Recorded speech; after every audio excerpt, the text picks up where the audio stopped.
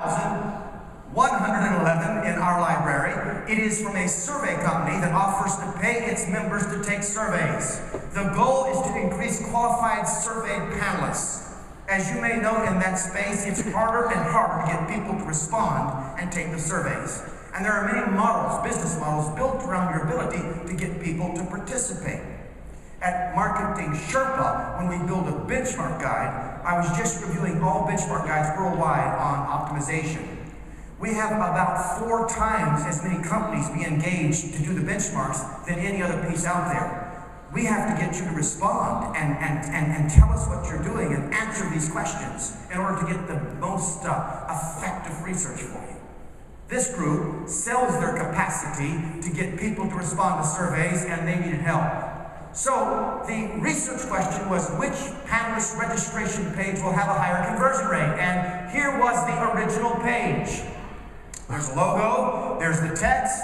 You can see they use color to create an iPath. It's written in a conversational form, but it can be improved. It's above average. They work hard on this, but it can be improved.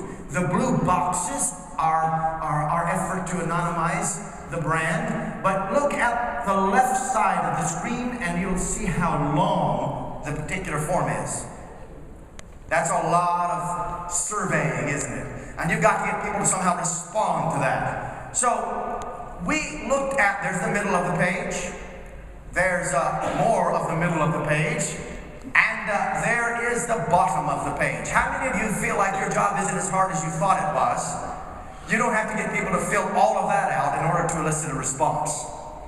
The problem is, we've got to get people moving down that track. I don't have time to teach it right now, but once you understand the series of micro yeses, one of the most important principles is velocity.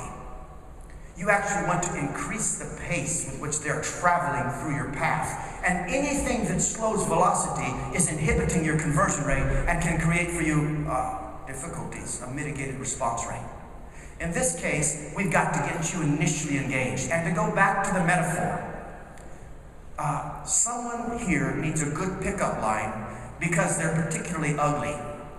And he's walking up to the girl and he's got to say something really right because he's not going to have a chance if she takes one look at that. It's long and it's hard. So what do? Well, we take the conversion heuristic that many of you are familiar with, C equals 4m plus 3v plus 2i minus f minus 2a, and we apply it to this particular piece, and we notice right away that there's a friction problem. That's what the F stands for. And we notice there's a problem with the clarity of the value proposition. The assumed value is wrong. So we go back and craft a headline. And there is a headline designed to get you to start to think about how this particular survey might help you. Now, I want you to notice again that that's just one headline, and that's one of the things we do. We add a headline. Here's the second thing we do. In fact, before you go there, look at the headline I just showed you. There it is. And we have a test cell. There are 10 headlines. Can you read them? Wave your hand if you can see the screen and read them. Okay, good, because I need your help right now. I'm going to give you, I'd like to kind of break up for just a moment in groups of 3 or 4, and I'd like you to pick what you think are the top 3 headlines. Pick number 1, the one you think will get the most click-through or participation, and then identify what you think might be a couple of runner-ups. So you can do that as a team quickly, mark them down on a piece of paper, and I'll give you about 90 seconds, maybe 2 minutes to do that. So let's go ahead. You can take me down for a second. Win cash and prizes. What number is that? Number 7? Trish picks number 7. Right here we have someone. Winning scares him because he doesn't think he's actually going to win. Now, I want you to notice all the deep cognitive psychology that's unfolding as you consider the headlines. Really what's going on is we understand that this is more than marketing words, but people here have deep issues. Number 1, marketers need therapy. That's the first learning from this. The second learning is, so far, at least 3 of the smartest people in the room don't agree on the winning headline, which makes a case for optimization, which is why you might want to go to Denver and learn about optimization in 4 or 5 months. Somebody else in the audience, what headline do you think is the winner? Right over there. I like number 9. He likes number 9. You're invited to join. There's the name of the company, community, and to earn rewards for your opinions. Good. Tell us one reason why. Well, you're earning, and you're part of the community, so there's... Earning? and community. But are these also not subject lines? I mean, if I'm not getting into the email, do I ever see these? No, these are the landing page headlines. We're just talking headlines. That's right. So this is what you see at the top of the page. It should be connected to the email. But I just want to use it to teach headlines. Right back there, I got a waving hand. Somebody eager. Yes. I agree with that, except I would probably, since it's a landing page, omit that you're invited and just say join. She would admit that you're invited to say join. Okay, good point. Somebody else. I'd go with number 4. You would go with number 4, which is get paid to fill out online surveys. And your reason is? It's a very clear bargain. And you're not afraid of free, and you don't have any issues with winning. Is there any therapeutic points we can bring up right now for the audience? Many. Many. He's a marketer, of course. All right. Anything else? Somebody else right over here, yes. I'm pretty You're sure. Deanna, right? I met Yes, you. well, you remember me. I would go with any one of 2, 4, or 8. She would go with 2, 4, or 8. That's called hedging your bet. We're in Las Vegas. You only get to do one of those. Which one would it be? 2. One more. All right, go ahead.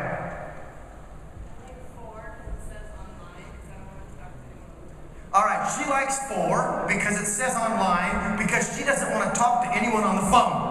Again, therapeutic issues coming out. All right, let's keep going with the experiment, see what we can learn, and notice that we reduce the amount of required forms from 24 to 15. These are the fields, reducing friction, so that you have a control and you have a treatment. But notice also the differential. The winning headline, by the way, this is a smaller margin of an increase, a 10% increase in registrations, but those are pure registrations, completions of that process, which is a huge gain for this organization and made a major difference. 10.44% more, but we're not done. Looking deeper at the results, we were surprised to see that some of the treatments performed significantly better than others. We also discovered that friction was not the primary mover of the conversion lift, and it would take me more time to explain why, but doing a data analysis, we realized that the number one mover here, the number one reason more people said yes in each one of those form fields and completed that with a macro yes, is because of the headline. But we saw a pattern. And the conversion difference came from something that shocked us as researchers. So looking at the headlines again and asking that question, I come back to the point, which headline do you think generated the most response? Would you like to see the winner? Are you ready? The winner is number 2. Marshall, congratulations. I'll leave the keys on my chair and you just take over. Now, hold on, though, because that's not the main point I want to make. In fact, the data says something very interesting that will help you and I to write much better headlines if we can drill down on it. Look carefully at a pattern. And to do that, I'm going to give you the first principle. All marketing messages must be centered primarily on the interest of the customer. So when it comes to crafting headlines, emphasize what the visitor gets rather than what they must do. Now this is an important principle, but I want you to see how it plays out in the data set. Look at the headlines again, and as you do, notice the winners. These are the highest performing headlines, and every one of the highest performing headlines focused on what you get. In fact, the 3-letter word get leads 3 out of 2 of them, and the others do the same thing. They emphasize win cash and prizes, and quick, easy, and free, and here's your first survey. All of them are emphasizing the benefit or what you achieve. Look at below. The lowest performing headlines all focus, because right now what we've done is we've organized those in terms of performance. 1 through 5 are at the top, and you'll notice 2. Look at the difference. Boom, boom, boom. That's a typo in HL2, by the way. I remember seeing that in the data set. But notice those headlines that did not perform as well. They were all focused on what you do. Set up your free account. You're invited. Join. Take online. Now, that's critical because it's in a remarkable piece of data that we see every single headline that focused on the get factor outproduced the others. So what else can we learn from that? Number 2, the goal of a headline is similar to the goal of the opening scene of a movie. And it really is. In fact, the greatest book ever written on understanding, in fact, all of optimization is story. In fact, I want to teach, sometime let me teach how all of this is an unfolding story. The conversation is dialogue in a story, and if you can see your marketing unfold in a sequence of the story, you can start to understand how to achieve a proper climax. Look at the goal of the headline. It's similar to the goal of the opening scene of a movie, to arrest the visitor's attention and to get them into the first paragraph. Therefore, and this is the operative word, implement. Utilize a point-first structure. Now, if you think about sentence structure, or you think even about paragraph structure, there are 2 kinds. There are point first and point last. And there's a third muddy kind called point middle. Watch. Here's a story. On the left is Aristotle's Poetics. If you haven't read it, I recommend it. It's really good, still good. And in fact, if you go back 3,000 plus years and continue, you'll discover that the notion of 3 acts in a movie or a play was discerned all the way back then, and is still carried forward in a Spielberg movie today, or anywhere you see virtually. 3 or 5 act structure. But even a 5 act structure is a subset of a 3 act structure. And next to Poetics is my favorite book on story by Robert McKee. Look at Act 1, exposition. Act 2, rising action. Act 3, climax and resolution. People's thoughts arrange themselves in story. So to write an effective headline, you have to understand how it fits in this unfolding story. So look closely at this. You see the rising act, the climax? This is the sub-story. You'll notice there's a pattern inside of every one of these. Now, think about what we just said and look at these particular pieces. Each of these are point-first headlines. And each of these are point-last headlines. And just like when you watch a movie and we must capture your attention, it's particularly true in television. One of the things we don't tell you about MECLABS is that we tested all of this theory on TV, produced over 100 hours of television in the earliest stages of the laboratory. Worked with Les Moonves at NBC. Don, for anybody that's old, you know Don Johnson? We teamed up with Don Johnson and produced a whole bunch of television. And then as soon as we got our data, we left. And all along the way, we learned something. People respond to story form. The most important, one of the most underlooked assets on your website is the About Us page. The most significant way to impact someone with your brand is with story. Story justifies brand. Who you are grows out of your story. Knowing how to communicate who you are, don't do it with a series of bullet points. Don't tell me where the world's leading. Tell me where you came from, how you got there, why you are there, and brand will come. And may I say this, marketers, if this was Marketing 301, if you were in an advanced optimization class with us, I'd want to talk to you about something Kierkegaard called indirect communication. Marketers do more when they communicate indirectly than when they communicate directly. Often the message we say direct contradicts the indirect, and that's why people don't buy our story. We tell people that a consultant will call them back. They hear that a salesperson is going to spam me with my email address, and they're going to pounce on me or annoy me with phone calls, to the point of the lady in the back of the first section. And they're not hearing what we're saying. Keeping that in mind, I want to just point about these headlines. You need point fast, and what you don't need, most of all what you don't want, is point middle. Sign up today and get paid to take free surveys. Take free surveys and get rewarded for your opinion. Share your opinions and win cash with online surveys. Now listen, we write headlines like this every day. And as we do, we don't understand that the most essential piece of content, the part that will move that person to a micro yes, is being buried in the middle. Don't put free trial in the middle. Don't put free in the middle. In most cases, don't put it at the end. Put it at the front. Give the most important value of your sentence at the front when you create a headline, and you'll get far more people to respond. Now, let's think about that. These are the two principles, and let's go back and look at email. I want to stop. Do you have any questions for me about what I just said before we shift to live op?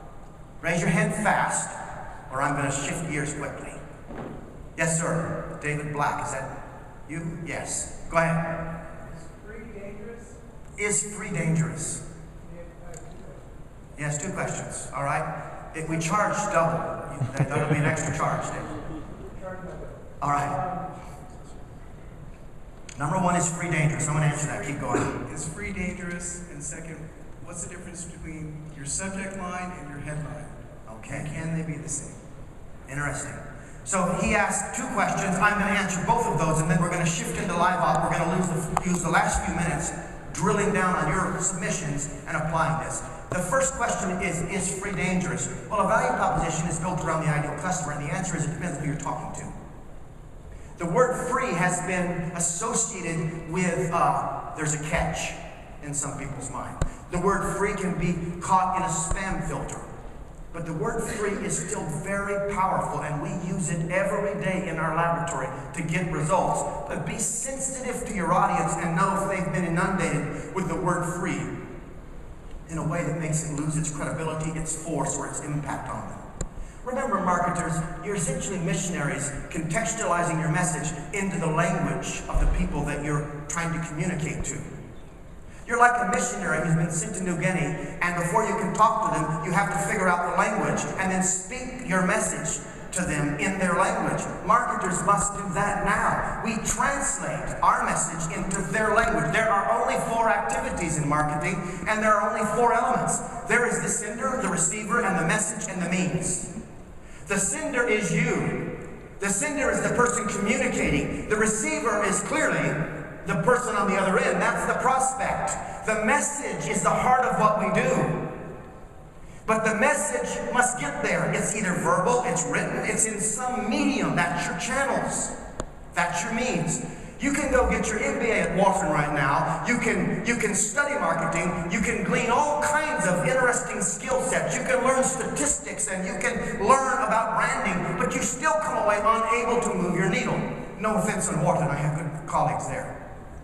Because you don't have in your mind a substructure to put it all on. Think about your daily activities. Everything. Everything you know in marketing can be put in one of those 4 categories. It's about the sender, the receiver, the message, or the means. Now, when the sender is sending a message to the receiver, it's incumbent on the sender to put the message in a way that it can be, to transmit it in a way that the receiver can understand. Does that make sense? Where do we fail? We fail because we talk to our audience, our receiver, with the wrong language, using the wrong words. We use hard words, or we use worse, the ancient dark art of marketing language, which is full of hype and vague modifiers and promises. There are 16 people in your very business that are the fastest. Figure that out. 16 companies, they're all fastest. But the word EST, or that ending, means that one of those is right, hopefully, and 15 are liars. The problem is, which of the 15? Which one is a liar? That's our problem. And since there's 16, the odds are whichever one you're talking to is a liar, so you just assume they're not the fastest. That's the world the marketer must deal in.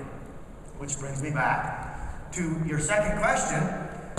If you know that there's a sender, receiver, and a message, and a means, well, let's take the first. You can use the word free when the word free has the right meaning to them, when it has the right impact on them. If not, don't use it. Bottom line. Now, your second question, David.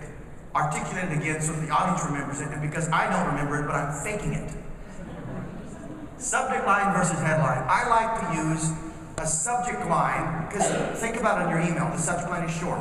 The headline can cash in the subject line, can tease. There's got to be continuity from the word in your subject line to the headline, but the headline should be fuller, and you should use a subheader most of the time. Because a subheader is one more, that's slightly smaller under the headline, but larger than the paragraph text, and it gives you a transition from the headline to the main paragraph that makes it easier to move them in, because you can add another piece of content that drives them. They'll read the header, they'll read the subheader, and if you skip the subheader, you lose the ability to make it smoother to get them into that first paragraph. You know what else I do in an email? I like to put a subject line at the top of an email, write it personal, and on the inset it and say RE : and then say something really important. They will immediately read that because it feels like a formal note coming directly to them with a critical piece of information. And they'll read that and it doesn't have any of the marketing hype, and yet it's a powerful headline. It might be RE, your new installation of X. Well, that makes me want to read it because I just installed that and I want to know what that's about. Now, it might be that I'm going to upsell you in that email, but now I've got you into that first paragraph where I smoothly move you forward from one micro yes to the next. Is this making sense? If so, just nod your heads at me so I can get feedback. Optimize me. As you know, I need a lot of help. Just shake. That's what I need to see. All right, so now we're going to go to live optimization and try to do some of this. And I will not do it on my own. I'll just sit down if I don't hear from you. You need to show me, help us, help the people who submitted these pages, and let's use it so we can learn ourselves and drive results. So here is the first email. It is from restockit.com. I have not seen it before now. Austin has. He put it together for us. It says, boost your savings, 5% off of everything. Shop now. Somebody tell me a way you might make this email better. Let me see a hand. Let's have the microphones ready and let's move fast so we can do a lot of these. Who's first? Brave soul. Right back there, Austin, take it. I do some HTML text in the headline. HTML text in the headline. All right, someone else. Good point. Yes, Marshall. Remove the tabs and make it look like a less like a web page. That's a very important point. Somebody in here may have submitted this, and that's a point you should pay attention to, both of them. Go on. Yes, right there. 5% off isn't very impressive. 5% off is not very motivational, and I don't even know what 5% off of what is, and I don't care what 5% off of is. Does 5% matter in the thought sequence if I'm not clear on what the 5% off is? It's the same thing. It's like saying to the girl, I've got a big 4-bedroom house at home. She doesn't care about your 4-bedroom house. She doesn't even know that she wants to let you breathe near her. And you're talking about the house. So boost your savings, 5% off everything. I think we have several problems. Number one, 5% is perceived as anemic. Remember something. Optimization does not occur on the page. Optimization occurs in the mind. We do not optimize emails. We optimize thought sequences. If 5% is big, wonderful, but in the perceived process taking place in that person's mind, in their perception, 5% doesn't seem like a lot, and that matters. The difference between the C-suite at the CEO level and the C-suite at the marketing level is the marketer deals in perception and the CEO deals in a reality, and it's the job of the C-suite to make the two identical. Otherwise, the marketer is dealing in hype. Does that make sense to you? So let's go back to this email, and the first thing is it looks like a web page. And the second thing is it has a lot of headlines. It has the restockit.com, which looks again like a web page. And even though it says restock it, it says if your business needs it, restock it for less. Then underneath that, we have all of those tabs. Then we have boost your savings, and then instead of savings, you're talking about a discount. And then there's a great big purple button. Now we have tested all over the world. And Pamela, would you just wave your hand? Purple, Pamela would probably vote for being the highest performing button color of all time. Pamela, who was in our booth, just wave your hand a little bit more. I know if it's purple, Pamela will click it. However, I'm not sure purple is your best color for a click, despite my teasing. But I do have a problem with the button itself. Somebody tell me what that button is. It's too demanding? It's too commanding? It is commanding. Does it promise anything? It demands something. Are you ready to comply? Because, by God, you might save 5%. Are you ready to rush over there right now? Marketers, you should be gracious to each other, and you should be hellacious on your copy. Ruthless, ruthless, ruthless. So what? So what? So what? The two most important words, remember? The two most important words. Now, shop now is the wrong piece. See, give me something that bridges me to the page or helps me feel comfortable. Then when I get there, I can make that decision. I don't want to shop now. I want to see something. Show me the top 10. And then underneath this, you have all of these products. And I don't know if those are clickable or not, or if the email's not coming through or not. But the bottom line is, and then it says use your coupon on any category, including, and it has all this text and content down here. I'd be very careful. The goal of the email is to do what? Someone tell me. Say it again. All right, the goal of an email is to get a click. All we need is enough content here to get a click. Get them there and let them make those decisions there. Do not give them more words than necessary, or you'll give them a reason to say no before they have actually seen the full value of your offer. Okay, keep that in mind, Matthew. In the meantime, we're going to move to the next email. Restocker. All right, now is this the same company? No, that's the bottom line of that email. Wow. I'm sorry, there's more. I take it all back. This is a brilliant email. What's wrong with me? Wow. Okay, apparently that's all the fine print. You have subscribed to promotional emails from restocker.com. You provided your email address when you registered or purchased from us. Please click here to unsubscribe from these emails. How do you think about that wording? Please click here to unsubscribe from these emails. Now think about it.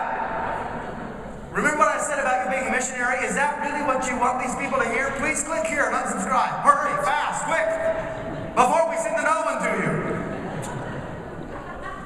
You're actually, it's the politest self-rejection I've ever seen. Amazing. Save that one. That's good. All right. Now, if you submitted that email and you're in the room and you feel totally demeaned, I'm so sorry. But we know you didn't write it. You brought it to us so that we could fix it and help you. And I hope that we're having fun together. But I hope that I'm not saying anything that hurts your feelings. I would make this kind observation, though. I would not optimize this email. I'd print it and burn it and start over. Seriously, some things shouldn't be optimized. They should be completely replaced. Let's keep going. All right, here's, okay, I like this. Psychics live. Matthew, there's hope for you. Valentine's Day is in psychics.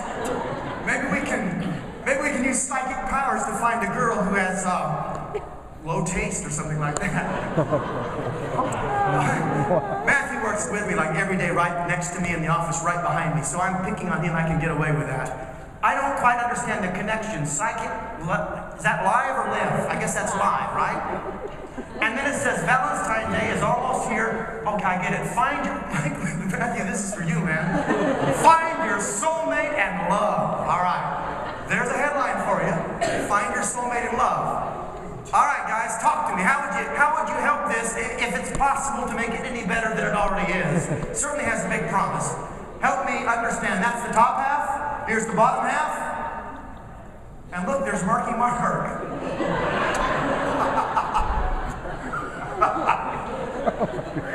Apparently he's available. If you're one of the first 10 people to respond to this email, you can have a date with Marky Mark. Wait a second. Wait a second. Where did I go? Wait, let's go back. I can't get there. There we go. Column was really interesting. You guys, I see what you've done. Do you know what just happened? My team has put my picture on there. I actually started to make fun of that guy on the right-hand side. First of all, he has entirely too much hair. That's me. Dr. Feelings. It says, view my bio, send a message. How quaint. Unbelievable. They have struck again. Last year they did something like this, and I still haven't fully recovered. I cannot believe it. This is a real email, though, right? You tell us. Tell me. You know more about it than we do. Who? Austin. Where's Austin? Did somebody submit the email, though? Where's Austin? Yes? Is that a real email, Austin? Speak to me. This is a real email. Okay, so the only thing they've done is insert. That's a real picture of you too. I'm sorry. Thank you very much for all attending the email summit. That will conclude our time together. Ladies, I don't even know what to say. All right, I'm going to go back up. Talk to me for just a second. Tell me what you would do to make this email better other than remove that particular image, which is no doubt hurting conversion in a dramatic way. Gentlemen, it might help you because you can say something like, well, if he can get somebody, then I can for sure. Take a look. Tell me what you would do to make the email better. Quickly, let me see a hand. Right there. Go ahead. So in your terms, the headline is starting to be too persuasive instead of just being clear about what it's about. Which one is the headline? That's a good question. Okay. All right. Good point. All right. Next. Somebody else. Yes. Austin? Right there. Go ahead. I think if they did have a better looking guy there underneath the headline, it would work better for them. Is that Kristen? Is that Kristen? Yes, it's me. Oh, yes. Well, of course. Of course. I don't know. You have flabbergasted me, team. Congratulations. All right, so I'm looking at the, what else would you do to make it better? Right there. Go ahead. There's no specificity with that. Find your soulmate and love. There's no specificity. No, there isn't. And by the way, do you think that's credible? I mean, do you really believe you're going to find your soulmate? Is this email the key? I mean, there might be a way you could try to get people to move towards the primary offer, but if you make any claim that's too grand in your email, you hurt your own credibility. Someone else right there, yes. Well, I actually just realized that the pictures are pictures of the psychics, not who you're going to find. Oh, so I'm a psychic out Yes. there? That makes so much more sense. But that is confusing, especially, like, why do I need to see a picture? So these are the psychics. I'll tell you an interesting story. Years ago in the research laboratory, we took on a group in New York City. It's a short story that connects with what you just said. And it was a research partnership for a watch company. And we were trying to study a whole bunch of new e-commerce pieces. So we signed a research partnership agreement on like a Tuesday. And Wednesday morning, I got a call from the guy. Now we had done nothing. Nothing had happened yet. Of course, we just signed the agreement. We hadn't even, I mean, all we'd done is looked at the site. We didn't have access to data. The man's name was Roy. He called me up that morning and wanted to speak to me right away, and I wondered what was wrong. He said, Dr. McGlaughlin, thank you so much. I said, what is it? He said, well, we just had an order for more than 65,000 watches. He said, you guys are so fast. I'm not kidding. He really did. He said, how did you do that? And I said, well, we do have the psychic optimization group at MecLabs. And we sent good thoughts about your website out all over the world. Apparently it's working. So it's well-deserved on there. What else would you do to make that email better? Someone tell me. Decluttering. Somebody else in the back. Quickly, we're going to go fast. Call to action is literally above the headline. The call to action is literally above the headline. All right, I agree. We have 3 competing messages, and then you've got a right-hand column. See who's live. Is that a call to action? Do you want me to click there? Or do you want me to click on all these view bios? Or do you want me to click on this link on the bottom? And when I click on this link on the bottom, more psychic news, what does that actually mean? How does that relate to me becoming or getting my soulmate? And what things should I pay most attention to on this page? There is no eye path. In fact, the big image at the top captures my eyes, and then I will circle around the page to try and somehow get meaning. Listen to me, that's far too much unsupervised thinking. Never leave it up to them to make meaning of your page. Make it clear for them so they don't have to work to understand. That's why you want a sequential flow in your layout. Good. I'm going to move on to another email since this is a good one because it's a completely different form. Dear Stacy, can you read that from back there?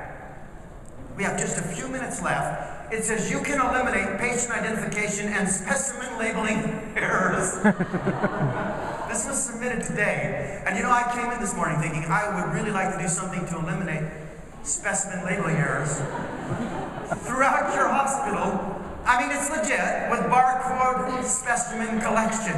Even in areas such as the ED and ICU, where nursing staff may collect a high percentage of specimens. And then it goes on and explains, best regards, Linda. That's hard for you to read. You get a sense of the email. Let me hear what you might do to make it better. Somebody quickly. Yes. I heard something back there, and I saw a hand start to go up. Right back there. It's a hard one for you, isn't it? No, he was stretching. Say it again. We have someone right here, we have someone right here. Go. There's no value. There's no actual value in the subject line. There's nothing you're actually going to obtain. It just says here what nurses are saying. I can gossip at work plenty. I don't need you to do it in email. All right, let me do this. I'll take one more right back there. Go ahead. About adding a headline? I agree with you. In fact, I've got 4 minutes and 25 seconds left. I want to actually try to do more of these. Would you mind if I just hit this one hard? Because this one is actually a good one to learn from. Number one, don't be concerned that there's a lot of text. That's probably good. It feels like a letter. It feels personal. It's coming to a hospital. It shouldn't feel like hype. It shouldn't feel sales-driven. And that approach will probably produce a higher response than you might understand. In fact, we have seen far higher conversion rates by using light HTML or text with very few images than we see in these image-laden, heavy emails like are common right now being sent. There are some exceptions sometimes, not all the time. In fact, even with e-commerce, sometimes text focus is good. But sometimes in e-commerce, you want to use images to help illustrate your point. But let's fix this and make it better. First of all, it needs a headline. Above the Dear Stacy needs to be a bold headline, and that would be a good place to also use the R-E colon, like that's how we put in a formal letter, and it might be something like, preventing XXX, saving XXX, the issue that's discussed in the first paragraph. The second thing I would do is I would put bold font in keywords in this body so that there is a natural eye path through the text. The third thing I would do is I wouldn't move through a second paragraph without adding several bullets. 2 or 3 key bullets that emphasize the core value and makes it easier for me to digest. The final thing I would do is use a blue text link or call to action right down there near the signature, and I wouldn't have the Linda track be so large because that is nothing to click on. It's getting in the way of the call to action. I would make that smaller text, and at the conclusion of the letter, I would have one of 2 things. I'd test it with a blue underlined text link right near the end, and I'd also consider adding a 3-dimensional button right there. And it would have very simple key wording that would help you discover more, find out more, see an example, that type of thing, that would make it very easy for me to scan quick, see what I want to do, and click where I need to click to get to where I need to go. Does that make sense for everyone? So we're going to move. Here's another one. MicroDesk, monthly training schedule. We looked at this morning. We're going to take 2 minutes, 4 seconds, and do something with it rapidly. Actually, did we talk enough about it this morning? We should move on?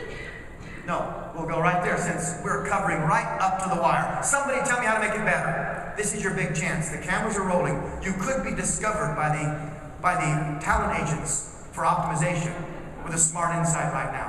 Right back there. I'd say there's just too much to click on. So Too much to click on. shorten it up. That's absolutely right. What else? Right there.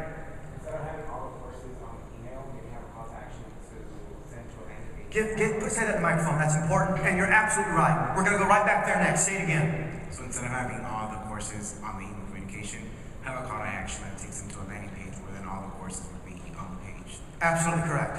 I wouldn't do all of this. We're asking them to view this as a landing page. You're taking away the reason for me to click through in the email. Tell me where I can see the schedule and select what I need. But don't do it all for me there because you've given me the right to terminate your offer instantly without the need to discover more. Valid point. Right back there.